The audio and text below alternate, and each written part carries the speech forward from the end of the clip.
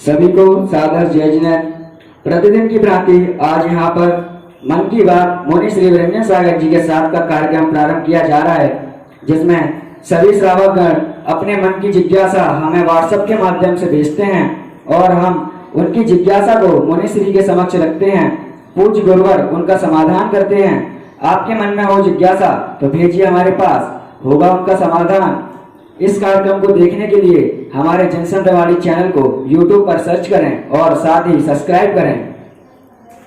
आज के इस कार्यक्रम के पुण्यार्जक श्रीमती सुलेखा जैन, श्रीमती सरिता जैन, श्रीमान संजीव जैन, पुत्र सम्यक जैन, शशांक जैन, सेठ परिवार शास्त्री नगर दिल्ली से हैं। यह सौभाग्य उन्होंने प्राप्त किया। इनके सौभाग्य की जनसंतवाणी परिवार अनुमोदना करता है।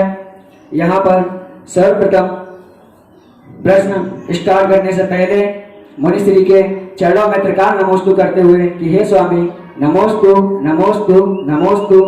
यहाँ पर पहला प्रश्न शशांक जैन शास्त्री नगर दिल्ली से कर रहे हैं कि हे स्वामी, संसार में ऐसी कौन सी वस्तु है जो सबसे मीठी हुई है और शाश्वत भी हो? देखिए, जो हमारा गुण है वह हमारा शाश्वत है और मीठा भी है। हमारे अंदर का जो स्वभाव है क्षमा धर्म में मीठापन है। जो व्यक्ति क्षमा को धारण करता है वो हमेशा मिठास को प्राप्त करता है और क्षमा कभी नष्ट होने वाला भी नहीं है। ये हमारा अंतरंग का स्वभाव है। जिस प्रकार की पानी का स्वभाव शीतलता हुआ करता है, ऐसे ही हमारा स्वभाव क्षमा गुण है। स्वभाव जो है क्षमा गुण है। क्षमा धारण वीरस्य भूषणम, क्षमा वीरस्य भूषणम, क्षमा वीरों का भूषण है। और जो व्यक्ति क्षमा को धारण करता है, भगवान पारसनाथ स्वामी ने 10 भाव तक हर समय ये क्षमा करते रहे और एक हाथ से ताली बजती रही, मतलब कमठ हर पर्याय में जाकर के अवसर करता रहा, लेकिन वो हर समय क्षमा भाव धारण करते रहे। यही कारण रहा कि एक दिन वो भगवान बन गए और देखते देखते वह भगवत्ता को प्राप्त कर गए, शाश्वत गुरु को प्राप्त कर लिया। वह हमारे अंदर जो क्षमा गुण आ जाता है तो वह भगवान बन जाया करता है। भगवत्ता प्राप्त करने के लिए हमें क्षमा गुण को धारण करना है और वही मिठास गुण है। इसके बाद यहाँ पर आदित्य जैन शिमला हिमाचल प्रदेश से अपना प्रश्न कर रहे हैं कि हे स्वामी नमोस्तु, मेरे मन की बात यह है कि पाप 5 होते हैं। इन 5 पापों से बचने का क्या उपाय है? देखिए, 5 पापों से बचने के लिए हमारे लिए आरंभ सारंभ से बचना होगा। जो आरंभ और सारंभ क्रियाएं हैं उन क्रियाओं से हमें बचना होगा। जब हम आरंभ सारंभ से बच जाएंगे तो 5 पापों से हम बच जाएंगे। हमारी गृहस्थिक जीवन में हम आरंभ सारंभ में लगे रहते हैं तो हिंसा, झूठ, चोरी, कुशील, परिग्रह 5 पाप हमारे होते रहते हैं और ये 5 पापों के कारण ही संसार सागर में ये जीव पड़ा हुआ है और संसार में वह गोते खाते रहता है।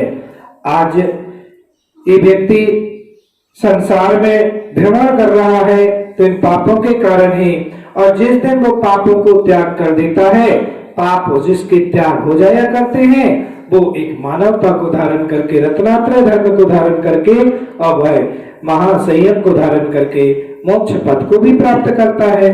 तो हमें चाहिए कि जो आरंभ सारंभ की क्रियाएं चल रही हैं गृहस्थिक जीवन में, उन सब आरंभ सारंभ की क्रियाओं को बंद करें तो उन पापों से हम बच सकते हैं और उन पापों को हम छोड़ सकते हैं। और एक गृहस्थिक जीवन का धर्म है कि 5 पापों से बच करके हमें क्रियाएं करना है। इसके बाद यहाँ पर अभिषेक जैन शास्त्री त्रिलोकपुर से अपना प्रश्न कर रहे हैं कि हे स्वामी, मध्य लोक में अकृत चैत्यालय कहाँ कहाँ और कितने हैं? देखिए, मध्यलोक के अकृतम जो चैत्यालय है वह चैत्यालय ढाई द्वीप में 358 और नंदीश्वर द्वीप के 52 चैत्यालय, कुंडलगिरी के 4 और रुचिकागिरी के 4, ऐसे कुल मिलाकर के 458 चैत्यालय मध्यलोक के हुआ करते हैं। और मध्यलोक में अकृतम चैत्यालय है। ये मध्यलोक के अकृतम चैत्यालय 458 चैत्यालय हुआ करते हैं और उन चैत्यालयों की अपन सभी वंदना किया करते हैं, उनकी आराधना किया करते हैं। वहां तक अपन पहुंच नहीं पा रहे हैं, नंदीश्वर द्वीप तक ये जीव जा नहीं पा रहा है मध्यलोक का, लेकिन यहाँ से बैठे बैठे अनुमोदना करता भावना भाता है और अष्टांग पर्व में ये भावना भाता कि मैं जब नंदीश्वर द्वीप की यात्रा करने के लिए अष्टांग पर्व में मध्यलोक में बैठे बैठे भावना भाते हैं और यहाँ से पूरा चिंतन किया करते हैं और उस नंदीश्वर द्वीप में अपन भावनाओं से पहुंच सकते हैं। तन से नहीं पहुंच सकते हैं, लेकिन भावनाओं से, अपन भाव से वहां पहुंच सकते हैं। इसलिए ढाई द्वीप पूरे मध्यलोक के अकृतम जो चैत्यालय है, उन सब 458 चैत्यालयों के मन से वंदना करते हैं और यही भावना भाते हैं। उन सब चैत्यालयों के मन वचन काया से नमोस्तु करते हैं, उनकी वंदना करते हैं। इसके बाद यहाँ पर दिलीप जैन भोपाल मध्य प्रदेश से अपना प्रश्न कर रहे हैं कि स्वामी, मंगलाचरण में आचार्य कुंद कुंद स्वामी का नाम क्यों आया है? देखिए, जहां पर आचार्य भगवान ने मंगलाचरण लिखे हैं, अधिकांश मंगलाचरणों में कहीं किसी भगवंतों के नाम नहीं लिए हैं। जहां जहां भी मंगलाचरण लिखे गए हैं वहां सभी उनके गुणों का अनुवादन किया गया है, उनके गुणों का अनुवादन किया है, उनके गुणों को नमस्कार किया है। कहीं व्यक्ति विशेष का नाम नहीं लिया। लेकिन जब कोई बहुलता से लेते हैं कि जब किसी ने कोई कार्य विशेष कार्य किया है, कुंद कुंद स्वामी देव के ऐसे महान ग्रंथों की रचना की, आध्यात्मिक एवं व्यवहारिक धर्म के बारे में उन्होंने शास्त्रों का सर्जन किया है, तो उन भगवानों को कुंद कुंद स्वामी के लिए विशेष रूप से नमस्कार कर लिया गया है। मंगलाचरण में उनकी गुणों की अनुमोदना की है, उनके भावों की अनुमोदना की है कि उन्होंने इस प्रकार के कार्य किए हैं कि जो आज तक कोई आचार्य नहीं कर पाए हैं। ऐसे आध्यात्मिक शैली में उनका चिंतन चला, उनका मनन चला, उनकी लेखनी चली। ऐसे आचार्य भगवान के लिए, कुंद कुंद स्वामी के लिए नमस्कार किया है। वैसे तो मंगलाचरण में कहीं भी किसी आचार्यों के कभी कहीं भगवंतों को नमस्कार नहीं किया, उनके गुणों को किया। लेकिन जब कोई विशेष रूप से कोई लेखन करता है, विशेष रूप से कोई कार्य करता है, तो उसका गुणानुवाद करने के लिए वह मंगलाचरण रूप में उसका नाम ले लिया जाता है। और ऐसे कुंद कुंद स्वामी का जो नाम लिया गया है वो विशेष रूप से उन्होंने कृतियां लिखी हैं, विशेष रूप से उनकी रचनाएं हुई हैं, विशेष रूप से उनकी लेखनी चली है, इसलिए उनके लिए नमस्कार किया गया है। इसके बाद यहाँ पर संजय जैन सम्य शिखर जी से अपना प्रश्न कर रहे हैं कि हे गुरुवर, मेरे मन की बात यह है कि मध्य लोक संबंधी चैत्यालय कहाँ कहाँ और कितने हैं? देखिए, मध्य लोक में चैत्यालय जो है वो पांचों पंचमेरु संबंधी जो 80 चैत्यालय है, और जो गजपंत पर्वत है उसमें 20, बक्षारगिरी पर्वत के 80, विजयाट पर्वत के 170 और कुलाचल के 30, मानसतर पर्वत पर 4, नंदीश्वर देव के 52, कुंडलगिरी के 4 और रुचिकागिरी के 4, ईश्वाकार पर्वत के 4 और जम्बू साले वृक्ष के संबंधी 10, इस प्रकार के 458 अकृतम चैत्यालय मध्यलोक में होते हैं। मध्यलोक में 458 चैत्यालय हुआ करते हैं और उन 458 चैत्यालयों के मध्यलोक की उनकी वंदना अपन सभी किया करते हैं, जो इस प्रकार की आपको बताई है कि 458 की संख्या, वो 458 जो चैत्यालय हैं उन चैत्यालयों की अपन यहाँ से अभी वंदना तो नहीं कर पा रहे, वहां तक पहुंच नहीं पा रहे हैं, लेकिन जैसे अपन नंदीश्वर द्वीप पर आते हैं, नंदीश्वर द्वीप में पंचमेरु होता है, तो नंदीश्वर द्वीप में 80 प्रतिमाएं, उस पंचमेरु में 80 प्रतिमाएं, उनके लिए नमस्कार कर लिया। गजपंथ आदि संबंधी की जो है वह 20 है, वृक्षारगिरी की 80 और विजयार्थ पर्वत के 170, इस प्रकार से कुलाचलों के 30, मानसतर पर्वत के 4 और नंदीश्वर द्वीप के 52 चैत्यालय, 52 जिनमें को नमस्कार करते, कुंडलगिरी के 4, रुचिकर के 4, ईश्वरकार के 4, जम्बू साली वृक्ष के 10, इस प्रकार के 458 जो चैत्यालय हैं उन सब चैत्यालय को मैं वंदना करता हूँ, उनकी भक्ति करता हूँ, उनके कार्य के लिए मैं यहाँ से उनकी मन वचन कार्य से बारंबार नमस्कार कर रहे हैं। इस प्रकार जो मध्य लोक संबंधी चैत्यालय हैं तो वो चैत्यालय 458 चैत्यालय हुआ करते हैं। इसके बाद यहाँ पर अजय जैन शास्त्री नगर दिल्ली से अपना प्रश्न कर रहे हैं कि स्वामी प्रतिमा जी खंडित हो जाए तो क्या करना चाहिए? देखिए अजय भाई, पहली बात तो अपन को मंदिर में पूजा प्रक्षाल करते समय, अभिषेक करते समय सावधानी बरतना चाहिए। और आज देखा जाता है कि चाहे पूजा प्रक्षाल करने वाले पुजारी जब मंदिर की वेदी पर पूजा करने, अभिषेक के लिए जाते हैं, मार्जन करने जाते हैं, तो उनका कहीं दुपट्टा जा रहा है तो कहीं उनका हाथ जाता है, और वो असावधानी के कारण प्रतिमा का खंडित होना अशुभ का प्रतीक है। एक कोई अनहोनी घटना घटने वाली है, उसका प्रतीक होता है कि हमारे मंदिर में कोई प्रतिमा खंडित हो जाए। तो कोई देश में, नगर में, कोई उस मंदिर में कोई अनहोनी घटना घटने वाली, या आपके जीवन में कोई अनहोनी घटना घटने वाली है, उसका प्रतीक है कि मंदिर में मूर्ति का खंडित होना। इसलिए सबसे पहले तो चाहिए कि जो पुजारी पूजा कर रहा है उसको सावधानी पूर्वक मार्जन भगवान का करना चाहिए कि कहीं से किसी प्रकार की प्रतिमा गिर न जाए। कभी कभी क्या होता है, जब आप मार्जन करते हैं छन्ना से तो उसका धागा आदि जो होता है वो लटकता रहता है, और आप ऊपर प्रतिमा का मार्जन कर रहे हैं, दूसरी प्रतिमा में कोई में धागा अटक गया और धागे में फंसी कोई प्रतिमा और एकदम से नीचे गिरी। पाषाण की कोई प्रतिमा होती तो तुरंत जल्दी से वो खंडित हो जाती है।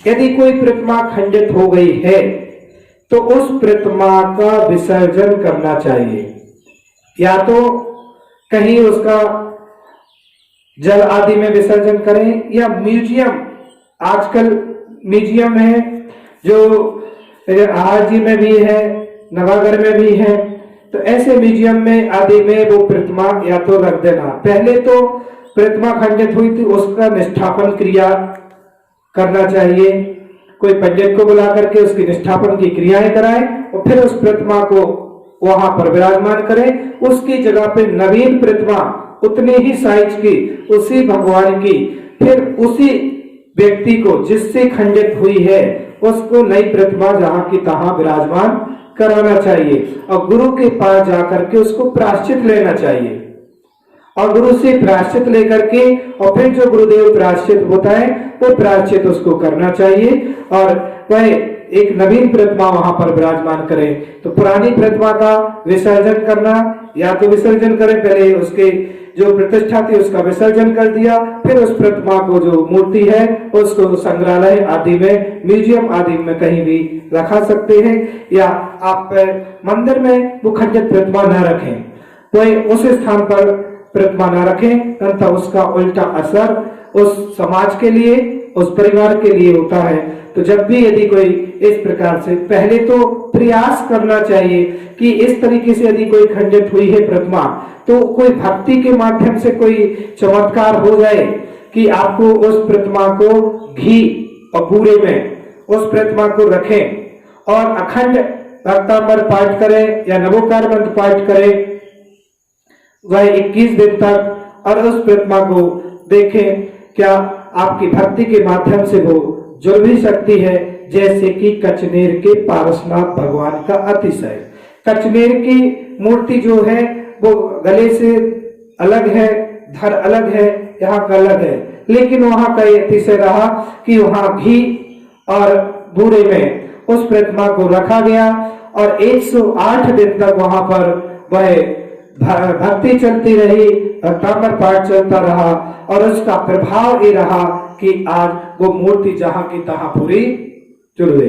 तो ये भक्ति, यदि भक्ति होगी आपकी विशेष है तो जुड़ सकती है, अन्यथा जो खंडित हो गई है उसका आप म्यूजियम आदि में रख करके आ जाए, उसका विसर्जन कर दें। इस प्रकार से इसका महत्व है, लेकिन वो खंडित प्रतिमा मंदिर में नहीं रखना चाहिए, उसका वास्तु के हिसाब से सही नहीं होती है और उसके लिए समाज के लिए एवं परिवार के लिए उसका भुगतान होता है। इसलिए जैसे ही खंडित हुई है तुरंत गुरु के पास जाकर के प्रायश्चित लें और फिर उसका विधि विधान करके उसको जहाँ यथास्थान उसको रख देना चाहिए। इसके बाद यहाँ पर अंतिम प्रश्न शुभम जैन बाराबंकी उत्तर प्रदेश से कर रहे हैं कि स्वामी, कायर होना किस कर्म का फल है? शुभम भाई, कायरता का मतलब है किसी जीवों को दबाना। आपने निर्बल जीवों को दबाया है, उनको सताया है, उनको वेदना पहुंचाई है। कोई छोटे जीव जंतु हैं, जैसे कि मान लो चींटी, चिंटा, कोई त्रियंच गति का जीव, गाय के बछड़े हैं, गाय हैं आदि है, उसको छेड़ना, उनको सताना, उनको दुख देना, उनको दबा देना, उनको घुमा देना, उनको भयभीत कर देना। और ऐसे कोई जीवों को यदि कोई कार्य कर रहा है तो उसका कर्म ऐसा बनता है कि वो उसका शरीर निर्बल, उसके बल नहीं मिल पाता है, उसको ताकत नहीं मिल पाती है, वो डरपोक टाइप का हो जाता है, निर्बलता रहती है, उसको शक्ति नहीं रहती है और उसके लिए भी सामने वाला दबाता रहता है, जब चाहे कुछ भी बोल देता है, जब चाहे कुछ भी कह देता है। तो ये कर्म उदय है कि तुमने पूर्व पर्याय में, पहले पर्याय में कभी किसी जीव को दबाया था, चाहे त्रियंच गति के जीव हों, चाहे मनुष्य गति के छोटे बच्चों को। कभी कभी देखते हैं छोटे बच्चे होते हैं, उनको बहुत सारे लोग सताते हैं, उनको दबाते हैं, उनको चिल्लाते हैं, उनको भय करा देते हैं। जैसे कोई बच्चा यहाँ खेल रहा है तो उससे कह देते हैं वहां बाबा आ जाएगा, वहां मत जाना, दबा दिया, उसको भय करा दिया। तो इस प्रकार का जो भय करा रहे हैं और वो भय कराना, तो उसका कर्म का फल बनता है कि उस जीव की निर्मलता, उसका बल कम हो जाता है और उसके लिए ताकत नहीं मिल पाती है और वह निर्बल हो जाया करता है। इस प्रकार से एक निर्बलता को प्राप्त होती है। इसलिए हमें किसी जीव को सताना नहीं है, किसी जीव को दबाना नहीं है, किसी को भय नहीं कराना है और हम अपने उस जीवों के साथ प्रेम वात्सल्य का भाव रखें। आप सभी लोग इसी तरह आप देख रहे हैं, जिन धर्म की प्रभावना में सहयोगी बन रहे हैं, जिन शासन की प्रभावना कर रहे हैं और इस महामारी के दौरान कोरोना वायरस के चलते हुए आज पूरा देश बहुत डरा हुआ है, भय भीत हो रहा है और ये सोच रहा है कल का दिन आने वाला कैसा होगा। किसी को ये नहीं पता कि कल क्या होने वाला है और क्या होगा, इसके बारे में भी वो चिंतित है। तो चिंता करने से वो डर दूर होने वाला नहीं है। हमें उसका धैर्यता से आत्मबलता के पूर्वक स्व आत्मबल में निर्भीक होकर के उसका डट करके सामना करें। और जैसे कि आज हमारे देश के माननीय प्रधानमंत्री जी ने नगर के ग्राम पंचायतों के लिए एक आदेश दिए थे और ये कहा कि आज यदि सबसे सुरक्षित कोई स्थान है तो वो गांव स्थान है।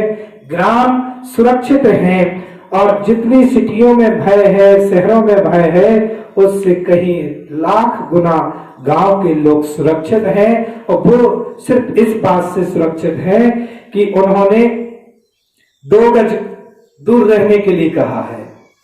2 गज दूर रहे, 2 हाथ दूर रहे। ये तो अपने शास्त्रों में भी आया है कि 7 हाथ दूर बात करना चाहिए।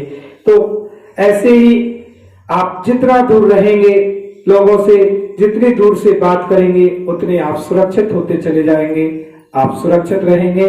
आप इस महामारी के चलते हुए आपको डरना नहीं है, भय नहीं खाना, साहस दिखाना है, आत्मबल दिखाना है और सावधानी रखना है। सावधानी के रखते हुए आप जिन धर्म की प्रभावना, जिन शासन की प्रभावना करें। सभी भक्तों के लिए बहुत बहुत मंगल आशीर्वाद है कि आप जो चैनल पर देख रहे हैं, रोज आप इस चैनल को आप खोलिए, देखिए, मन की बात का समाधान, और आप भी सुने, परिवार के लोगों को सुनाएं। और इस पर आप अपने मन के में कोई क्वेश्चन आपके मन में आ रहा है तो तुरंत इसी नंबर पर तुरंत अपना प्रश्न भेज सकते हैं और आपका समाधान यहाँ से होगा और गुरुवर का आशीर्वाद भी मिलेगा।